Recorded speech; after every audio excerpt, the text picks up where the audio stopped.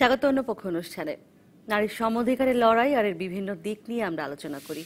সপ্তাহে দুদিন তুলে ধরার চেষ্টা করি নারীর সাফল্য, নারীর ব্যর্থতা, নারীর এগিয়ে যাওয়া, নারীর প্রতিবন্ধকতা, নারীর প্রতি ঘটে যাওয়া নানান সহিংসতার খবর আমরা তুলে আনি। নারীবাদ, নারী অধিকার আর নারীর অবস্থান এই সমাজে এবং সারা বিশ্বে এখন ঠিক কী চেহারায় আছে তা খুঁজে দেখি। শুধু আমরাই নই, এই অনুষ্ঠানে আপনারাও বলেন। আপনাদের প্রশ্ন, আপনাদের মতামত আমরা নিই, তাই অন্য পক্ষ আসলে আপনার পক্ষ। আজ আমরা কথা বলবো কর্মজীবী নারীর আবাসন সমস্যা এই বিষয়টি নিয়ে।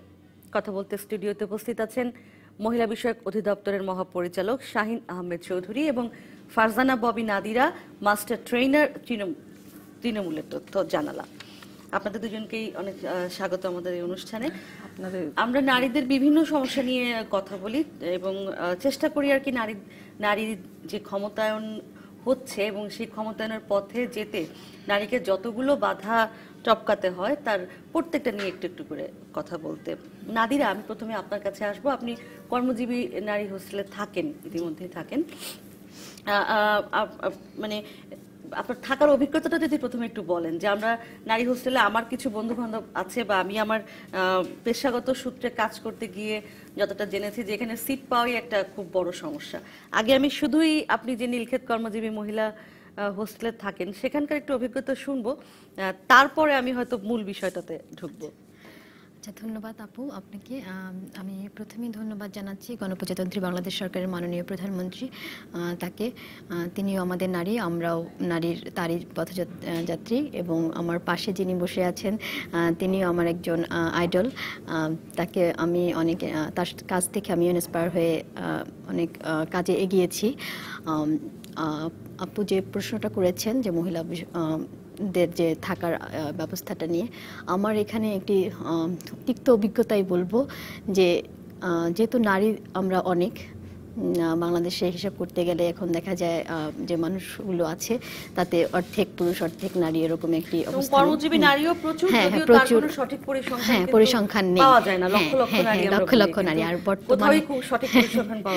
বর্তমানে এখন দেখা যায় যে যুগ এসছে, এখন নারীরা অনেক সেলফ ডিপেন্ডেন্ট এবং কাজের উপর অনেক অগ্রসর।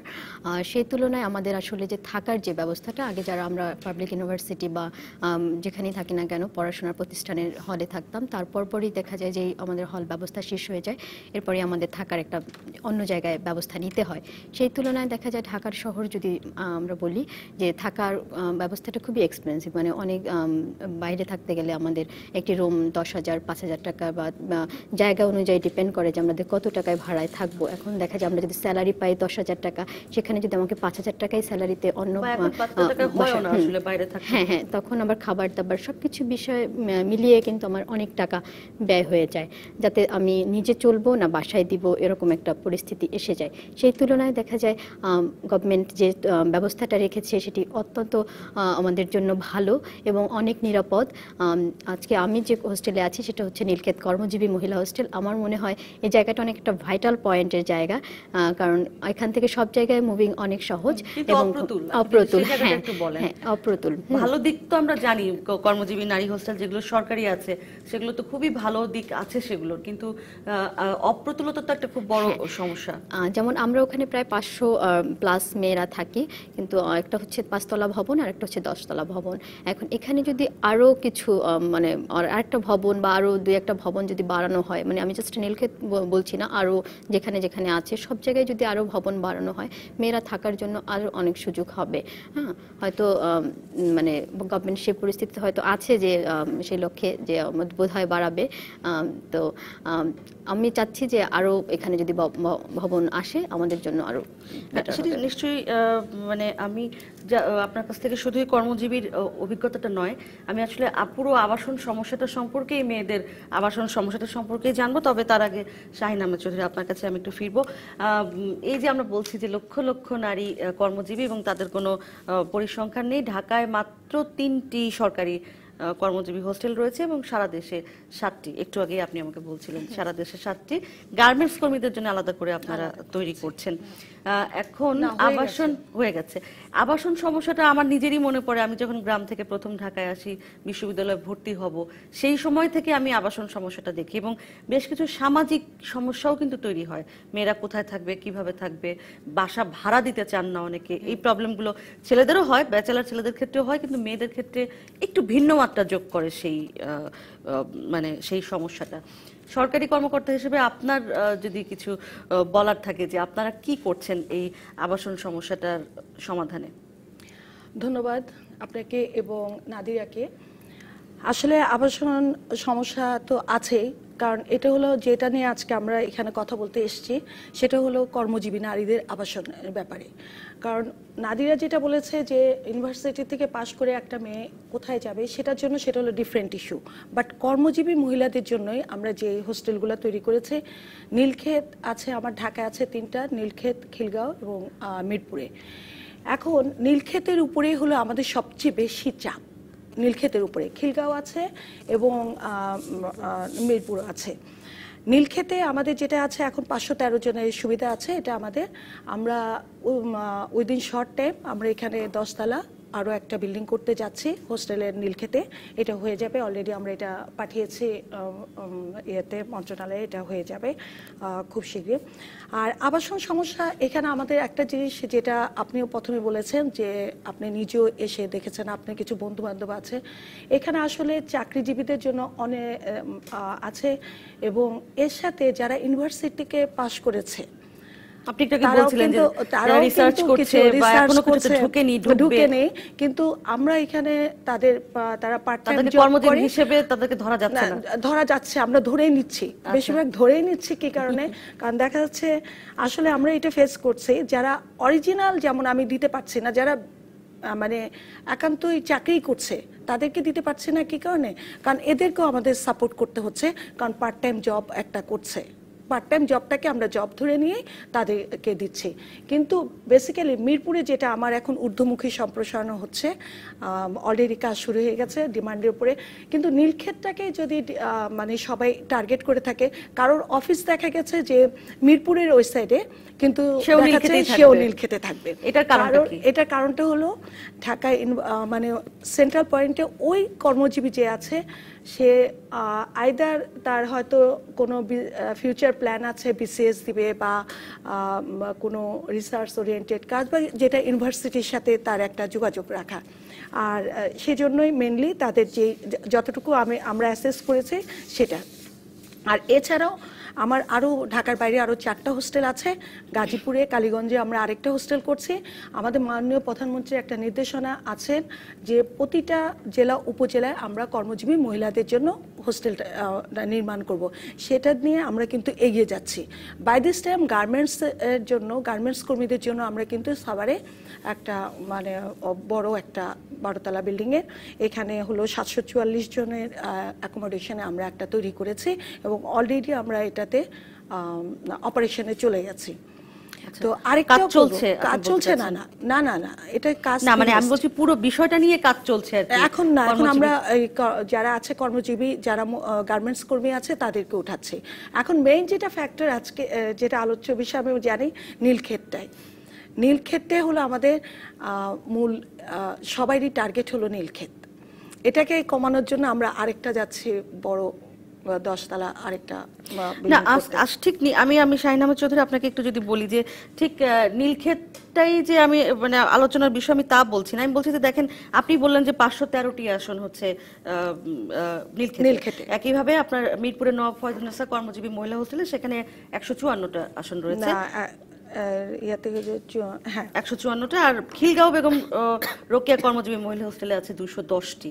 তো এই যে আমরা বলছি যে লক্ষ লক্ষ নারী ঢাকা শহরে কাজ করছেন, আমি ঢাকার বাইরের কথা বাদই দিলাম, এটার জন্য তো খুবই অপ্রতুল যদি আমি 10 তলা একটা বিল্ডিং করেও থাকি। খিলগাঁও আছে আমার 200, আর মিরপুরে আছে 154।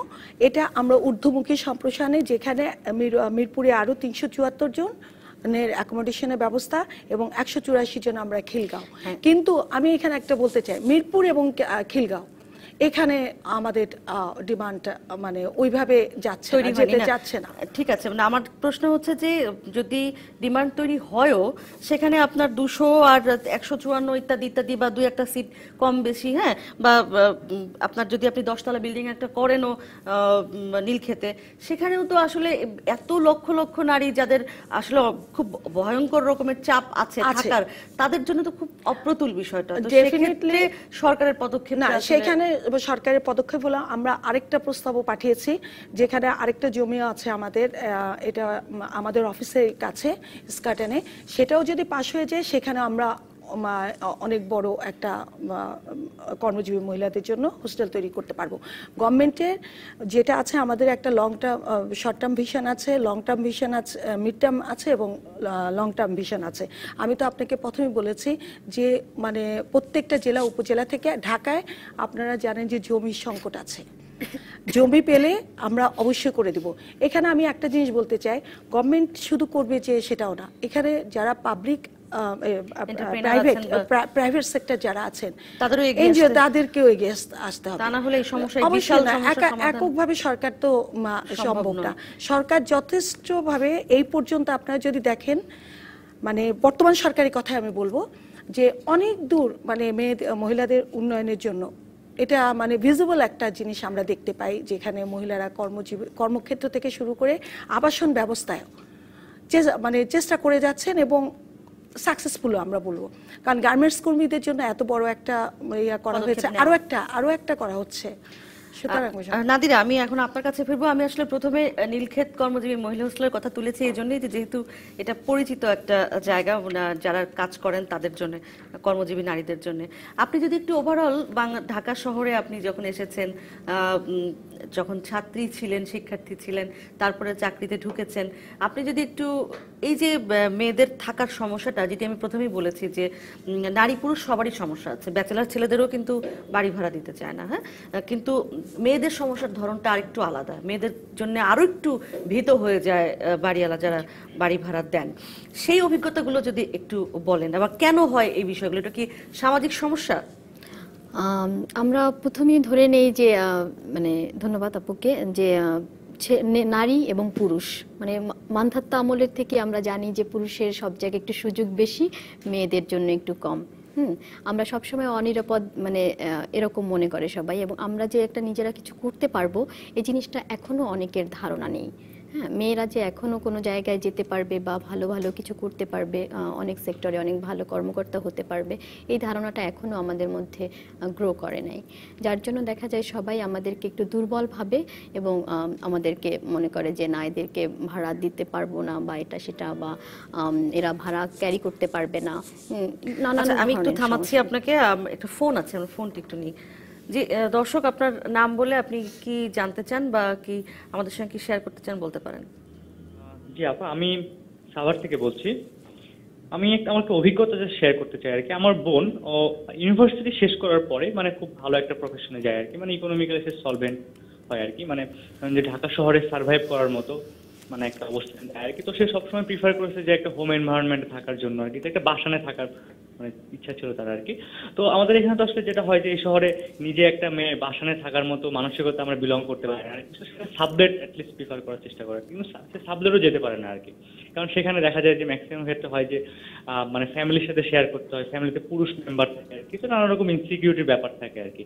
তো সর্বশেষ অপশন আসে যে কর্মজীবী হোস্টেলে তাকে থাকতে হবে আর কি।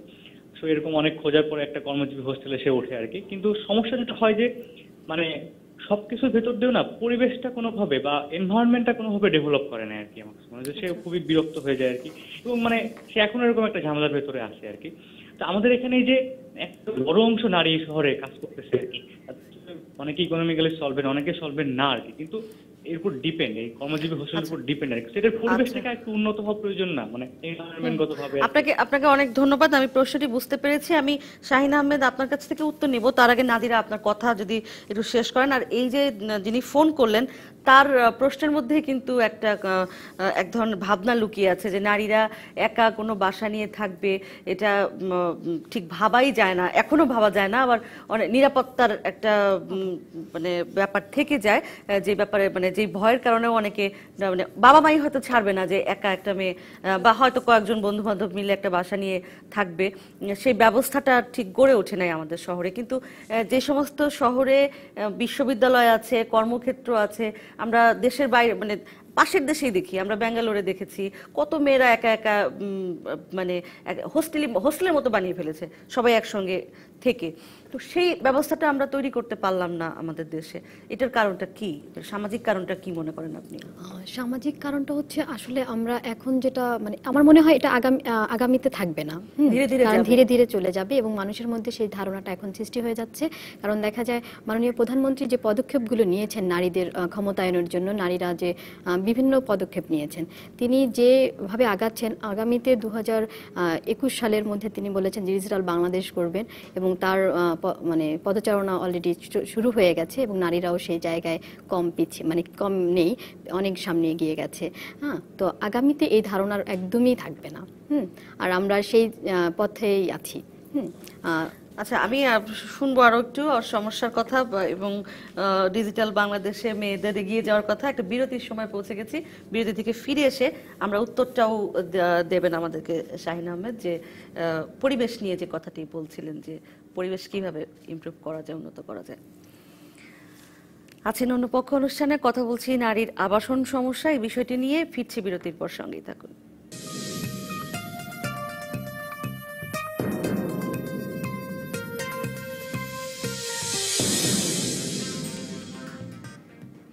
অন্য পক্ষ অনুষ্ঠানে আছেন আপনারা কর্মজীবী নারীর আবাসন সমস্যা, এই বিষয়টি নিয়ে কথা বলছি। স্টুডিওতে আমার সাথে উপস্থিত আছেন মহিলা বিষয়ক অধিদপ্তরের মহাপরিচালক শাহিন আহমেদ চৌধুরী এবং ফারজানা ববি নাদিরা, যিনি একজন কর্মজীবী নারী এবং থাকেন কর্মজীবী মহিলা হোস্টেলে। শাহিন আহমেদ চৌধুরী, আপনার কাছে ফিরবো। একজন দর্শক ফোন করে জানতে চেয়েছিলেন যে হোস্টেলে সিট পাওয়ার একটা কষ্টকর ব্যাপার, সেটা তো আছেই, তারপরে যেটি হয় যে পরিবেশটা খুব ভালো ওখানে হয় না শেষ পর্যন্ত। এটাকে কিভাবে উন্নতির দিকে নিয়ে যাওয়া যায়? আমার যদিও অনেকদিন অভিজ্ঞতা নেই, কিন্তু আমি একসময় হোস্টেলগুলো ঘুরেছি, সেই সময় যেমন ছিল আশা করি এখন আরেকটু ভালো হয়েছে। ধন্যবাদ আপনাকে। যে দর্শকের কথার পরিপ্রেক্ষিতে আমি প্রথমে বলতে চাই, উনি যে হোস্টেলের কথা বলেছেন সেটা কি আদৌ গভর্নমেন্টের হোস্টেল নাকি এটা প্রাইভেট হোস্টেল? প্রাইভেটে কিন্তু অনেক হোস্টেল আছে, প্রাইভেট হোস্টেলও অনেক আছে যেখানে থাকে উনি পরিবেশ। আমরা অনেক প্রাইভেট হোস্টেলের আপনার বিভিন্ন আমরা নিজেরা যে দেখেছি, যেহেতু আমরা মহিলাদেরকে লিড করি যা ইয়েতে যারা কর্মজীবী, সেখানে উনি কি প্রাইভেট হোস্টেলের কথা বলেছেন নাকি আমাদের যাদের গভর্নমেন্ট হোস্টেলে? আমি গভর্নমেন্ট হোস্টেলের কথা বলবো। এখানে আমাদের তাদের নিরাপত্তার ব্যবস্থা থেকে শুরু করে, যেহেতু আমার সাথে একজন নারী আছেন এবং আপনারা নিজেরাও বিভিন্ন হোস্টেলগুলো ঘুরে দেখেছেন, এখানে আমরা এটা যতটা সম্ভব আপনার তাদের নিরাপত্তার জন্য সিসি ক্যামেরা থেকে শুরু করে আপনার সবকিছু আমরা দিয়েছি এবং এখানে অল্প খরচ হলো খুবই মিনিমাম, যেটা প্রাইভেটে কোনোভাবেই সম্ভব না। এটা গভর্নমেন্ট করে যাচ্ছে এবং আমরাও করে যাচ্ছি। যে উনি যেটা কথা বলেছেন সেটা আমি বলতে পারবো না, আমার মোস্ট প্রবাবলি ওনার কথা শুনে আমার যতটুকু মনে হয়েছে প্রাইভেট কোনো হোস্টেলের অভিজ্ঞতার কথা উনি শেয়ার করেছেন। নাদিরা, আপনার কাছে আরেকবার যদি আমি ফিরি, যে যেই সমস্যার কথা আমরা বলছিলাম যে এটা একটা সামাজিক সমস্যা, এবং আপনি প্রথমেই বললেন যে যেটি শাহিন আহমেদও বললেন যে প্রাইভেট হোস্টেলে আমরা সবাই জানি যে ফার্ম গেটে অনেকগুলো মহিলা হোস্টেল আছে, এখনো অনেকগুলো নামই আমি মনে করতে পারি, নিবেদিকা ইত্যাদি ইত্যাদি। হ্যাঁ, একইভাবে আপনার ধানমন্ডিতে আছে, সারা শহরেই মোটামুটি ছড়িয়ে আছে। হ্যাঁ, কিন্তু এই হোস্টেলগুলো আবার ওই যে খরচের দিক থেকে আবার কিছু রুমের ভাড়া বেশি, কিছু একটু কম, কিছু আরেকটু কম, কিছু আবার খুব বেশি। হ্যাঁ, যে যেভাবে এফোর্ড করতে পারে সেভাবে থাকে। কিন্তু শেষ পর্যন্ত যেটি হয় যে অনেক বাবা মা, যেটি শাহিন আপা একটু আগে বলছিলেন, যে অনেকে বিয়েও দিয়ে দেন ছেলে মেয়েদের যে কোথায় থাকবে এই চিন্তা করে। একটা মানে একটা কর্মময় জীবনে ঢোকার আগেই একটা মেয়ের স্বপ্নের সমাধি হচ্ছে রীতিমতো এই শুধুমাত্র ঢাকা শহরে কোথায় থাকবে থাকবে বা জেলা শহরগুলোতে কোথায় থাকবে এই কথা চিন্তা করে, এই নিরাপত্তা বা সিকিউরিটি ইত্যাদিতে। তাহলে এই যে নারীর ক্ষমতায়নের কথা আপনি একটু আগে বলছিলেন যে নারীর ক্ষমতায়ন হচ্ছে ইত্যাদি ইত্যাদি, নারীর ক্ষমতায়ন তো বাধাপ্রাপ্ত হচ্ছে এই ধরনের ছোট ছোট বিষয়ের জন্য। ধন্যবাদ। আপনি ভালো একটি ইস্যু বলেছেন। যেমন নারীর ক্ষমতায়ন বাধাপ্রাপ্ত হচ্ছে, কিন্তু যেভাবে নারীরা এগিয়ে যাচ্ছে সেভাবে ইনশাল্লাহ সামনে আর হবে না। কিন্তু বিষয় যেটা হয়েছে, আমরা নারীরা যদি আরেকটু স্পেস পাই তাহলে আরও সামনে এগিয়ে যাব। এখন সবচেয়ে বড় কথা হচ্ছে সারাদিন কাজ করে এসে যদি রাতের ঘুমটা যদি ভালো না হয়, পরের দিন কিন্তু মনও ভালো থাকে না, শরীরও ভালো থাকে না, তো কিন্তু কোনো কিছু করারও ইচ্ছে তখন জাগে না। তো সবচেয়ে বড় টেনশন তো, কোথায় থাকছেন আপনি, ভালো জায়গায় যদি না থাকতে পারেন। আমি যদি সারা রাত না ঘুমাতে পারি, আমার সারাদিনের দিনটাও ভালো যাবে না। আর আমার খাবারটাও যদি ভালো না থাকে তখন কিন্তু আমার শরীরটাও ভালো থাকবে না। তো এই জন্য অবশ্যই আমার নিরাপদ একটা আশ্রয়স্থল দরকার, আর মানে খাবার ব্যবস্থাটাও ভালো দরকার। তো আমরা এখন যেখানে আছি সেখানে দেখা গেল যে নিরাপত্তার জায়গা থেকে সেটা একদম 100%। মেয়েরা আমরা যেখানে আছি, নীলক্ষেত কর্মজীবী মহিলা বা আদারওয়াইজ যে হোস্টেলগুলো আছে গভর্নমেন্টের, আশা করি সেখানেও মানে নিরাপত্তার জায়গাটা খুব ভালো। আর মেয়েরা এই জন্যই মানে চেষ্টা করে যে এখানে ওঠার।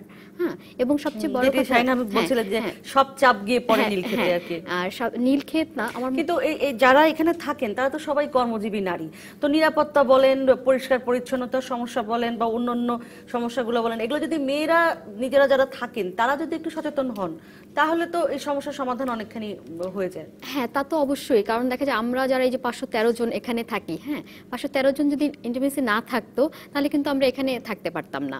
হ্যাঁ, বিভিন্ন সমস্যা হয়তো দেখা যায় ম্যাডামের কাছে যেত, নালিশ বা সালিশি মামলা এরকম করতে হতো ম্যাডামের। তো দেখা যায় আমার মনে হয় না যে ম্যাডামের এরকম কোনো সালিশি মামলা দরবার করতে হয়। হ্যাঁ, তো আমরা কিন্তু সবাই মিলেমিশে ওখানে আছি। তবে হ্যাঁ, ম্যাডাম যেহেতু আছেন, আমি এই সুযোগে ম্যাডামের কাছে একটু দাবি তুলবো। সেটা হচ্ছে আমি এখানে প্রায় 1.5 বছর ধরে চলছে আর কি আছি। তো আমরা যেহেতু 513 জন মেয়ে, আমাদের কিন্তু শুধু আমরা কাজ করিয়ে যাব, আমরা কি একটু আনন্দের প্রয়োজন নেই? আমাদের কিন্তু একটু সাংস্কৃতিক ব্যবস্থার যদি একটু ব্যবস্থা থাকে। কিন্তু আপনি তো বলছেন যেখানে আপনি দাবির কথা আপনি নিশ্চয়ই জানাবেন, আপনি বলছেন যে আপনি সিট পাওয়ার পরে আপনি আপনার দাবিটা জানাচ্ছেন। আমরা কথা বলছি যারা এখন পর্যন্ত থাকার কোনো সুযোগই পায়নি, তাদের কি হবে? আপনি যদি সেই জায়গাটাকে একটু দেখেন, যেহেতু আপনি এই পথ পরিক্রমাটা পার হয়ে এসেছেন, আপনি সেই পথটা কিভাবে মানে ওখানে অ্যাপ্লাই করা, থাকা, খুঁজে বের করা, কষ্ট করে সিটটা খুঁজে বের করা, এই পথটা আপনি পাড়ি দিয়ে এসেছেন। তো যারা পাড়ি দিচ্ছে তাদের মানে আরো যারা পাড়ি দিচ্ছেন তাদের জন্য আর কি কি করা উচিত বলে আপনি মনে করেন, সেটি বলেন। এখানে আরো তাদের জন্য যেটা করা উচিত, ভবনগুলো বাড়ানো উচিত এক। দ্বিতীয়ত হচ্ছে এখানে আরেকটু শিথিল করা উচিত। যেমন কর্মজীবী মহিলা হোস্টেল, আমরা যারা মানে প্রথমেই বলা আছে কর্মজীবী, হ্যাঁ, তাহলে অবশ্যই চাকরি মাস্ট। হ্যাঁ, সেটা পার্ট টাইম হোক আর ফুল টাইম হোক, হ্যাঁ, সে যাই হোক না কেন। কিন্তু একটু মেয়েদের দিকে তাকিয়ে ম্যাডাম যদি পরবর্তীতে এখানে আগে আমরা হার্ড কপি জমা দিতাম, হ্যাঁ হার্ড কপি জমা দিতাম, যেমন চাকরির অনেক কিছু জমা দিতে হতো, অ্যাপয়েন্টমেন্ট লেটার, তারপর হাজিরা শিট, স্যালারি শিট, না কারণ দেখা যায় আমি যখন একটা প্রাইভেট কোম্পানিতে জব করবো তখন আমাকে কিন্তু অনেক এত কিছু জোগাড় করা আমার পক্ষে সম্ভব হয় না। মেডিকেল সার্টিফিকেট, হ্যাঁ, আমার শরীরে যদি 5টা রোগ থাকে, আমি যদি একটা ডাক্তারের কাছ থেকে নিয়ে আসি 200 টাকা দিয়ে, তখন কিন্তু ম্যাডাম আপনি বুঝতে পারবেন না সেই মেডিকেল সার্টিফিকেটটা সত্য কিনা মিথ্যা। হ্যাঁ, এটা কিন্তু বর্তমানে হয়তো পাওয়া যায়। হ্যাঁ, বা অনেক সময় দেখা যায় আমি চাকরির কাগজটা কিন্তু সত্য আনছি না মিথ্যা আনছি, সেটা আপনারা হয়তো যাচাই বাছাই করেন, এবং আমি আমার বেলায় দেখেছি সেটা যাচাই বাছাই হয়। হ্যাঁ, তারপরে অনেক সময় হ্যাঁ খুঁত থেকে যায়, ফাঁক থেকে যায়। যাই হোক, আমি সে বিষয়ে যাচ্ছি না। হ্যাঁ, আমি চাচ্ছি যে মেয়েদের জন্য একটু ম্যাডাম যদি একটু শিথিল করেন, মানে এখন অনলাইনে হচ্ছে আবেদন, এটা ডিজিটালাইজডের মানে মধ্যে পড়ে গেছে, সেজন্য ধন্যবাদ জানাচ্ছি ম্যাডামকে। এখন দেখা যায় আবেদনের জায়গাটা আর একটু কাগজের জায়গাটা ছোট হয়, তাহলে ভালো হয়। উনি বলছিলেন যে এই নাদিরার কথা সূত্র ধরে আমি বলতে চাই, নাদিরা বোধহয় চাকরি করে বিভিন্ন জায়গায়, ও আসলে বিভিন্ন জায়গায় ও জানে না প্রসেস সিম্পলিফাইং যে ইয়েটা, আমরা প্রসেসটাকে একদম সিম্পলিফাই করে দিয়েছি। জি ম্যাডাম, জানি। হ্যাঁ, এটা আমাদের একটা ইয়ে আছে যে এখন আগে যত কাগজপত্র আমরা যেতাম সেগুলো এখন আমরা চাচ্ছি না, অনলাইনে আবেদন করবে, অনলাইনে হ্যাঁ সহজ, এবং সিটটা যেদিন তাকে ইয়ে করা হয় পরের দিনে আমরা মেসেজ করে দিই যে তোমার সিট হয়ে গেছে, তুমি আসো। প্রসেস সিম্পলিফাই হয়ে গেছে অলরেডি এটা। কিন্তু এখানেও কিছু কিছু সমস্যা দেখা দিচ্ছে। প্রসেস সিম্পলিফাই করতে যে একটু আমাদের সমস্যা ফেস করতে হচ্ছে, আদৌ সে চাকরি করে কিনা। আর একটা প্রশ্ন আসছে যেটা আমি মনে করি নারীদের মেয়েদের জন্য, যারা ইউনিভার্সিটি থেকে পাশ করে গেছে তারা কোথায় থাকবে? আমরা তো কর্মজীবীদের নিয়ে এই প্রসঙ্গেই আসছিলাম আর কি আমি, যে আপনারা তো হ্যাঁ এটাই বলছিলাম, আমি নাদিরার কাছ থেকে এই বিষয়টা আসলে বারবার জানতে চাচ্ছি, কিন্তু উনি যেহেতু এখন থাকছেন সেহেতু তার আর সেই সমস্যাটা নেই, উনি হয়তো ভুলেও গেছেন যে উনি কি পরিমাণ প্রবলেমটা ফেস করে এসেছেন। কিন্তু আপনি মানে আপনাদের কাজ তো আসলে কর্মজীবী নারীদের নিয়ে, এবং অন্যদের দায়িত্ব তো আপনি মানে কি বলে যে দায়িত্বের জায়গা থেকে নিতে পারছেন না, ফর্মালি নিতে পারছেন না। কিন্তু এটা তো একটা বড় সমস্যা যে নারীদের পুরো মানে সব ধরনের নারীদেরই আবাসনের সমস্যা। ইভেন কি যেই নারীটি ধরেন হয়তো তিনি বিবাহিতা, তার একসময় বিবাহিতা ছিলেন, এখন সিঙ্গেল আছেন, তারও তো একটা বড় সমস্যা অবশ্যই এখানে আছে।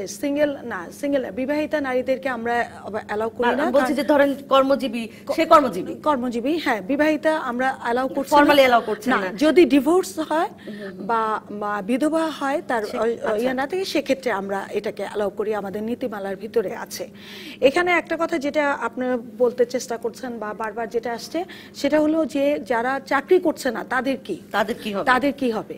এটা কিন্তু বিশ্ববিদ্যালয় থেকে পাশ করে বেরিয়েছে, চাকরি খুঁজবে সে কোথায় থাকবে? আমরা তো কর্মজীবীদের জন্য যতগুলি হোস্টেল করেছি সবগুলি কর্মজীবীদের জন্যই।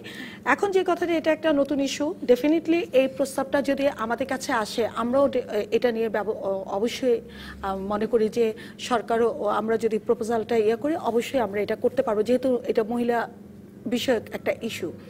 তো এখন পর্যন্ত যেটা আছে, আপনি যেটা বলছেন প্রাইভেট, আমি যতটুকু জানি প্রাইভেট যে হোস্টেলগুলো আছে সেখানেই পাশ করে আসলে মেয়েরা থাকে। এটা তাদের জন্য অবশ্যই অনেক বড় একটা হয়ে যায়, মানে কস্টিং এর ব্যাপারটা অনেক বেশি হয়ে যায়, যেটা আমাদের হোস্টেলগুলোতে অনেক কম সেই তুলনায়। যার জন্য সিকিউরিটি বলেন, আপনার এখানে নাদিরা, আমাদের কিন্তু ক্যাটারারও আছে। তুমি খাওয়ার কথা বলছো, আমাদের কিন্তু ক্যাটারারও আছে, সাপা খাওয়া যারা নিবে, কুপন আছে সিস্টেম খাওয়ার, যাতে তারা এসে কষ্ট করে এসে যাতে আবার তাকে রান্নার চিন্তা না করতে হয় বা খাওয়ার, সেটাও আমাদের সবগুলি হোস্টেলে আছে। আর তুমি আরেকটা কথা বলছো, আমরা কিন্তু ঊর্ধ্বমুখী সম্প্রসারণে সব যাচ্ছে, এবং নীলক্ষেতেও আমরা আরেকটা 10 তলা বিল্ডিং করছি, এটা বড়। আর যেটা ও বলতে চেষ্টা করেছে বিনোদনের জায়গা তো তোমরা নিজেরাই করে নিবা, কারণ তোমরা চাকরি করে এসে যে আমরা তো বিনোদনের সুযোগটা আমরা করে দিব, তোমরা আমাদের কাছে চাবা, তার বিনোদন তো তোমরা নিজেরাই কিভাবে করবা। যেমন আমার অফিসে সব মহিলারা আমরা কাজ করি, আমরা কিন্তু প্রত্যেকটা ডেতে একটা না একটা কিছু নিজেরা হলেও আমরা কিন্তু একটা না একটা কিছু করি, সেটা তোমাদের সার্কেলেও তোমরা করতে পারো। এটা আমাদের থেকে মানে সাজেশন বা অন্য কিছু চাও, সেটা আমরা দিয়ে দিব। কিন্তু হোস্টেলে আসলে মনে হয় না যে টেলিভিশন বা এর বাইরে খুব বেশি, টেলিভিশন তো আছে, এর বাইরে আসলে খুব বেশি কিছু করার সুযোগ, যেহেতু এত চাপ না কর্মজীবী নারীর। আমরা আরেকটা বিরতির সময় পৌঁছে গেছি, ফিরে এসে আবারও কথা হবে। কর্মজীবী নারীর আবাসন সমস্যা বিষয়টি নিয়ে কথা বলছি, আছেন আপনারা অন্য পক্ষ অনুষ্ঠানে। ফিরছি বিরতির পর, সঙ্গেই থাকুন।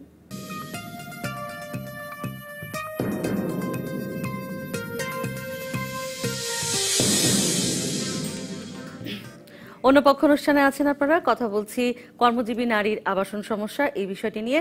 মহিলা বিষয়ক অধিদপ্তরের মহাপরিচালক শাহিন আহমেদ চৌধুরী এবং ফারজানা ববি নাদিরা, তিনি থাকেন কর্মজীবী হোস্টেলে এবং কর্মজীবী নারী মাস্টার ট্রেনার তৃণমূলের তথ্য জানালা আমার সাথে আছেন তারা দুজন। নাদিরা, আপনার কাছে আবারও আমি ফিরবো। আপনি যদি আরেকবার একটু এই সামাজিক সমস্যা যেটি নিয়ে আসলে আমাদের মূল আয়োজনটা, মানে আমরা যেই ধরনের সমস্যাগুলো নিয়ে অনুষ্ঠানে কথা বলি, এই সমস্যাগুলো বারবারই আসে যে নারীর ক্ষমতায়িত হওয়ার, আমরা বলি নারীর ক্ষমতায়ন, কিন্তু তার পথে এই আবাসনের মতো সমস্যাগুলো কতখানি সমস্যা তৈরি করে।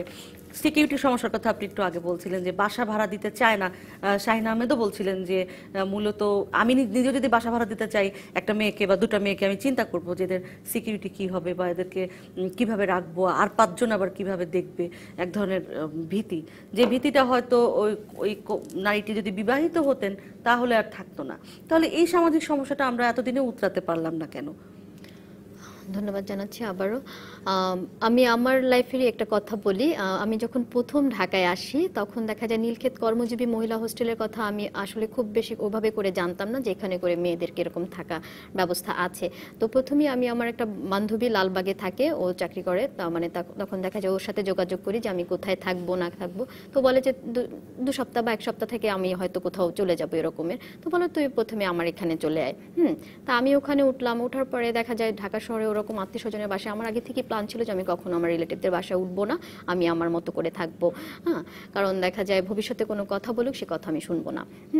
তো যার ফলে দেখা যায় ওর সাথে আমি যখন থাকা শুরু করি, একটা পর্যায়ে দেখা যায় আমার বান্ধবীর সাথে ক্লাসে ভালো সম্পর্ক, বাইরে ভালো সম্পর্ক, কিন্তু যখনই আমি রাত কাটাতে শুরু করি, মানে যেহেতু বান্ধবীর সাথে থাকি, তখন কিন্তু সে 1 দিন 2 দিন 3 দিন মেয়েরা মানে হঠাৎ করে একটা ভালো নাও লাগতে পারে আমার কাজ বা ওর কাজ, আমি বিরক্ত, ও আমার প্রতি হতে পারে, আমি হতে পারি, এরকম হয়েছে।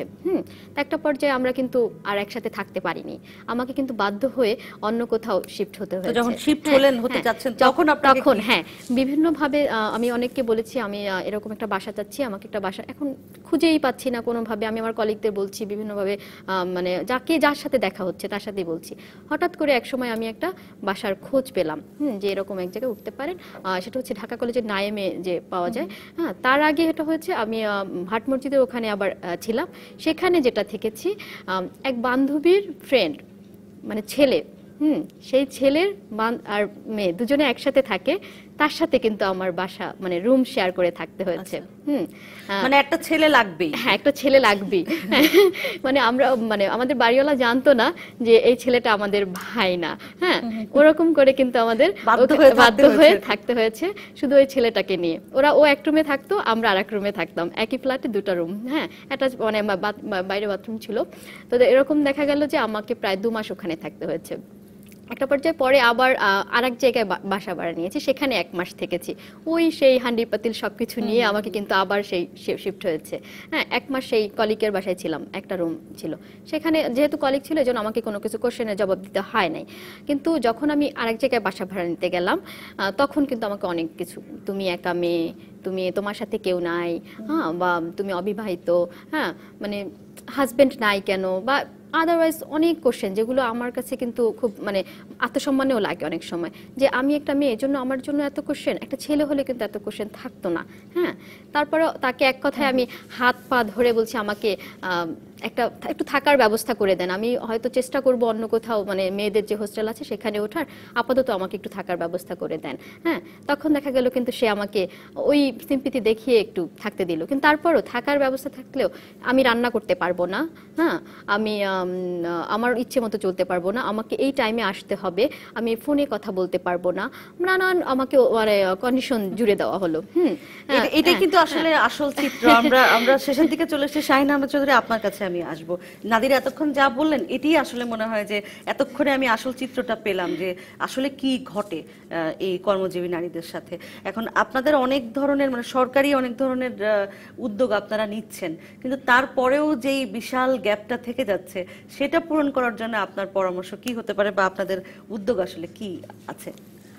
ধন্যবাদ। নাদিরার কথা নিয়ে আমি প্রথমে বলতে চাই, নাদিরা শুধু মহিলাদের সমস্যাটার কথা বলেছে, এবং আমিও যেটা, এটা পুরুষ যদি হয়, ব্যাচেলার হয়, সেখানেও কিন্তু আমরা কম বেশি হয়তো না, পুরুষ ব্যাচেলারও আমরা দিই না, সোজা কথা, ভাড়ার ক্ষেত্রে। আর এখন আপনি যেটা বলছেন, অবশ্যই আমাদের বললাম, আমাদের যে একটা যে লং টার্ম একটা চিন্তা আছে, যে কর্মজীবী ডে বাই ডে বাড়ছে, চ্যালেঞ্জও আমাদের প্রচুর আছে। সরকার এককভাবে তো সবকিছু পারবে না, তাই না? সরকারের তো, আমাদেরও তো কিছু লিমিটেশন আছে। এইখানে যদি আমি মনে করি যে আমাদের সাথে প্রাইভেট সেক্টরও যদি চলে আসে, একসাথে যদি আমরা কাজ করতে পারি, আমার মনে হয় না যে কর্মজীবী মহিলারা যেভাবে এগিয়ে আসছে, এবং চ্যালেঞ্জ আমাদের থাকবে, আমাদের এই চ্যালেঞ্জগুলোকে ফেস করে এগিয়ে যেতে হবে। সর্বোপরি আমি বলবো, যারা বাড়ি ভাড়া তারা নিয়ে মানে মহিলা, তাদেরও মাইন্ডসেটটা এখন একটু চেঞ্জ করা উচিত। কারণ একজন কর্মজীবী মহিলা, সে কিন্তু খারাপ হওয়ার বা অন্য কোনো চিন্তা করার কোনো সুযোগ নাই, তার সেই বয়সও থাকে না। এখন যদি আরেকটা কথা যেটা আপনি বলছেন, ইউনিভার্সিটির থেকে সদ্য পাশ করা, এখনো চাকরিতে ঢুকে নেই, তার কোনো ঢাকায় আবাসন নাই, তাকে কি করব? সেটার ব্যাপারেও যেটা এসছে সেটা অবশ্যই ডেফিনেটলি আমরা যারা সরকারি কাজ করছে আমরা মানে আমাদের বর্তমান গভর্নমেন্টের একটা আছে মানে আমাদের উইমেন এম্পাওয়ারমেন্টের উপরে আপনারা জানেন এসডিজি গোল অ্যাচিভ করতে হলে এটা আমাদের লাগবে। তো সুতরাং স্বাভাবিকভাবে এটাও আমাদের যেহেতু নতুন একটা ইস্যু আসলো যে এটা নিয়েও আমরা অবশ্যই কাজ করব এবং চিন্তা করব। আমরা একদম শেষ পর্যায়ে পৌঁছে গেছি। আমার মনে হয় যে নারীর আবাসন নিয়ে আমরা আবারও কথা বলবো, কারণ এই সমস্যার সমাধান না হওয়া পর্যন্ত বিষয়গুলো নিয়ে কথা বলতেই হবে, মানে ভয়েস রেজ করতেই হবে। আপনাদের দুজনকে অনেক ধন্যবাদ আমাদেরকে সময় দেওয়ার জন্য। আবারও দেখা হবে, কথা হবে। আপনাকেও ধন্যবাদ এবং ডিবিসি কেও ধন্যবাদ আমাদেরকে ডাকার জন্য। অন্য পক্ষ অনুষ্ঠানে ছিলেন আপনারা। কর্মজীবী নারীর আবাসন সমস্যা নিয়ে কথা বলছিলাম। আগামী শুক্রবার অন্য পক্ষ অনুষ্ঠানে আবার অন্য কোনো বিষয় নিয়ে দেখা হয়ে যাবে। সঙ্গেই থাকুন।